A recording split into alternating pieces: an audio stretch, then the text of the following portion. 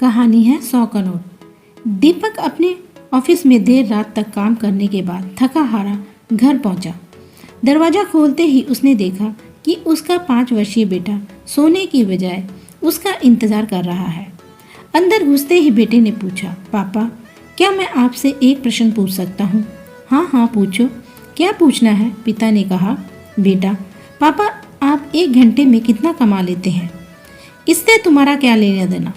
तुम ऐसे बेकार के सवाल क्यों कर रहे हो?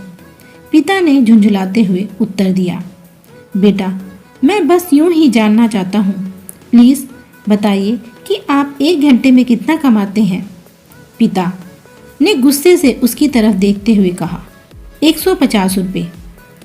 अच्छा, बेटे ने मासूमियत से सर झुकाते हुए कहा, पापा क्या आप मुझे 100 रुपये उधार दे सकते हैं? इतना सुनते ही दीपक आग बुलबुला उठा। तो तुम मुझे इसलिए ये फालतू का सवाल कर रहे थे ताकि मुझसे पैसे लेकर तुम कोई बेकार सा खिलौना या ऊट पटांग चीज खरीद सको। चुपचाप अपने कमरे में जाओ और सो जाओ। सोचो तुम कितने सेल्फिश हो। मैं दिन रात मेहनत करके पैसा कमाता हूँ और तुम उसे बेकार की चीज़ों में बर्बाद करना चाहते हो। यह सुन बेटे की आंखों में आंसू आ गए और वह अपने कमरे में चला गया। दीपक अभी भी गुस्से में था और सोच रहा था कि आखिर उसके बेटे की ऐसे करने की हिम्मत कैसे हुई।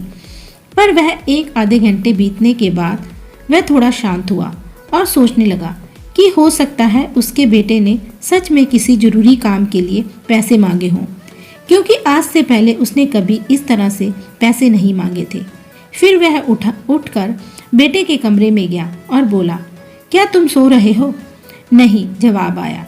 मैं सोच रहा था कि शायद मैंने बेकार में ही तुम्हें डांट दिया।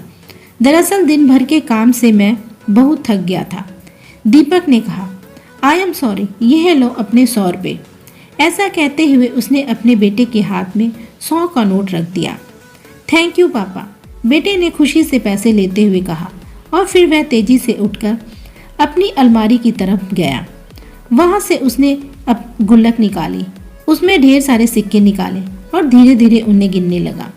यह देखकर दीपक फिर से क्रोधित होने लगा। जब तुम्हारे पास पहले से पैसे थे तो तुमने मुझसे पैसे क्यों मांगे? क्योंकि मेरे पास पैसे कम थे और अब पूरे हैं। बेटे ने कहा, पापा अब मेरे पास 150 रुपया है। क्या मैं आपका 1 घंटा खरीद सकता हूँ? प्लीज़ आप यह पैसे लीजिए और कल घर जल्दी आ जाएं। मैं आपके साथ बैठकर खाना खाना चाहता हूँ।